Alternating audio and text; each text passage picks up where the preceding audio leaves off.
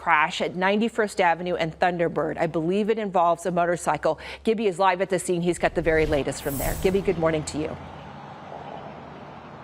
Yeah, good morning, Gina. And on that traffic note, I will let you know that it is closed at the 101. So when people are getting off at Thunderbird, traffic is closed at the 101 westbound. Eastbound traffic is still flowing, but westbound is being diverted over to Grand Avenue and then making their way back onto Thunderbird if they can. And this is the reason why. You can see the motorcycle in the intersection along with the dump truck. We can also tell you that the driver of that truck has been tested by the Peoria Police Department. He's gone through several tests. They are unsure right now if impairment is a factor at this time. As you can see, they're still conducting a test on the driver as we speak. As far as the guy who was on the motorcycle, while that person was taken to a hospital, we understand that that person has serious injuries right now, but because of it, as we mentioned, westbound lanes here at Thunderbird and 91st Avenue are closed. It'll remain that way throughout this investigation. There also appears to be a witness who is here along with them as well, but